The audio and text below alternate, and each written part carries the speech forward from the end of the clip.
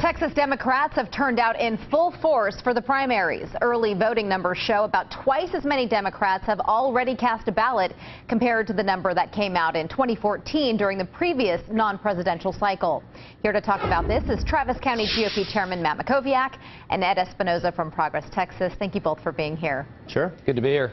Ed, what is bringing Democrats out to vote this year? Well, a couple things. There's a lot of enthusiasm for Democrats right now. There's a lot of people who are very frustrated with their government, people who have been active for years, not just in this primary, but during the legislative session, during the Women's March, and during all the times in between. And you're seeing those people really want to take their democracy back and show up and cast their ballots. So a lot of these people who are showing up right now, which is causing this surge, are what we would call drop-off voters. What is a drop-off voter? That's somebody who typically votes in a presidential year, but not in a midterm election. I think something like 20% of the voters in the early vote period were drop-off voters. That is a high sign of enthusiasm.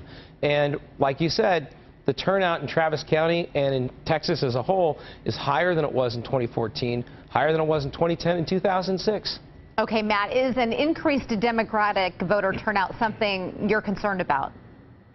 In a word, yes. It's obviously, does, I think, point to high Democratic enthusiasm. I will add that the numbers that we're looking at only go through Friday of last week, only through the end of early voting, so we have to see what primary election day numbers look like. Right. This thing may revert back to the mean to some extent based on today's numbers. But based on analysis that was done by Derek Ryan, the former research director at the Republican Party of Texas, who now runs his own firm, something like around 3% of the Democratic voters who voted statewide in this primary don't have primary vote history. So they're not, according to his analysis, they're not bringing a lot of new voters. I don't disagree with Ed that they're bringing drop-off voters to the ballot. Keep in mind, the primary is not the general election. It's a fraction of the votes you're going to need to win a statewide election in the fall in a general election. And it's not clear to me the Democrats can do that. They have done a good job recruiting candidates. They have a candidate in every single of the 36 congressional districts for the first time, so I think that's probably driving some of this. There's also uncertainty about the Democratic side of the ticket on the governor's line, and there's just not a lot of action on the Republican side. So I think all these things are coming together to produce the numbers that we've seen through the end of early voting. So, Ed, let's talk about that. Do you think the enthusiasm will last through any runoff elections or November's midterm election? Hard to say for the runoffs. Runoffs are always low turnout elections. But in November, yeah, I do think it's a good sign, and this is why.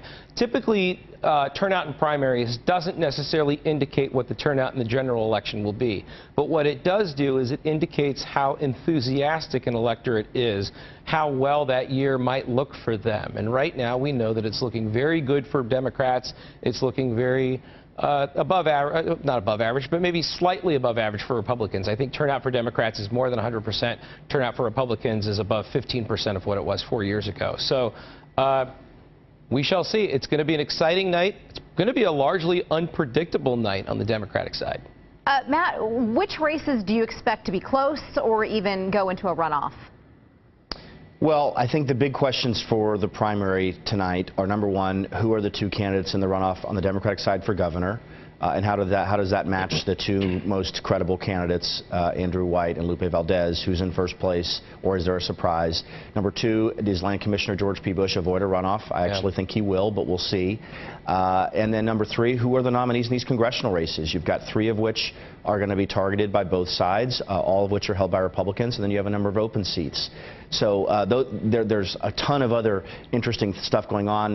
There's legislative races for state house and state senate, some interesting primaries. So there's a lot to watch across the state, but those are the three primary questions I'm looking for answers to tonight. Okay, we are out of time, but Matt, Ed, thank you both for sharing your perspectives with us tonight. Thanks.